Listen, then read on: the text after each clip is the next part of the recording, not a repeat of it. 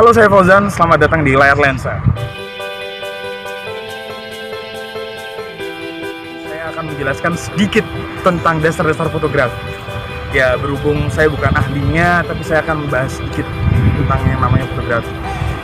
Fotografi adalah dimana kita menangkap cahaya, sama dengan melukis sih sebenarnya. Tapi kita lebih melukis menggunakan cahaya. Untuk fotografi sendiri, kita berteman dengan cahaya memang. Dimana kita harus tahu cahaya datang dan dimana kita harus tahu cahaya yang membelakangi kita. Oke, selanjutnya untuk diafragma. Nah, diafragma ini sedikit unik.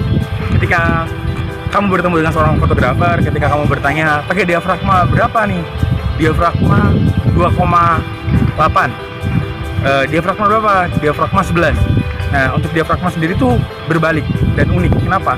Ketika pakai diafragma 2,8, itu fotografer akan bilang adalah diafragma besar. Kenapa diafragma besar? Karena dengan diafragma 2,8 semakin banyak cahaya yang akan masuk ke dalam lensa kamu, dan fokusnya akan tertitik, lebih terfokus ke satu benda dibandingkan dengan diafragma 11. Diafragma 11 atau F biasanya di kamera, diafragma 11 dia itu akan all fokus ke segala titik, tidak ke satu fokus. Contohnya nanti akan di sebuah lensa itu akan ada seperti pupil mata. Ketika dia diafragmanya 2,8, ya, pupil itu akan membuka besar, ya, tapi hanya akan ada menitik pada satu titik. Ketika pada diafragma 11, dia akan mengecil, tapi fokusnya akan lebih tajam ke seluruh titik. Oke, mari kita coba. Ini lensa saya pakai lensa 10-22. Diafragma terkecilnya ada di 4.0. Di 4.0. Ketika kita foto di 4.0, apa yang akan terjadi? Kita coba motret di 4.0. 4.0. Oke, sudah. Dan selanjutnya kita akan coba di diafragma yang semakin kecil. Kita coba di diafragma 11 ya. Kita coba di diafragma 11. Kita coba di diafragma 11. Oke. Nah, kita akan lihat hasilnya. Untuk di diafragma 4.0 yang dimana bukaannya semakin besar, dimana kita bisa lihat di gambar ini fokusnya hanya di tangan saja, sedangkan belakangnya ngeblur atau disebut bokeh. Jadi fokus tertitik semakin kecil di satu bidang.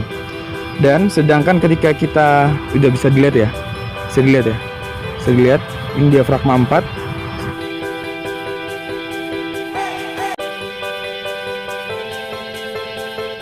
Selanjutnya ketika kita memakai diafragma 11, ketika kita fokuskan, lihat kanan kirinya lebih fokus daripada yang tadi. Dia akan fokus ke seluruhannya.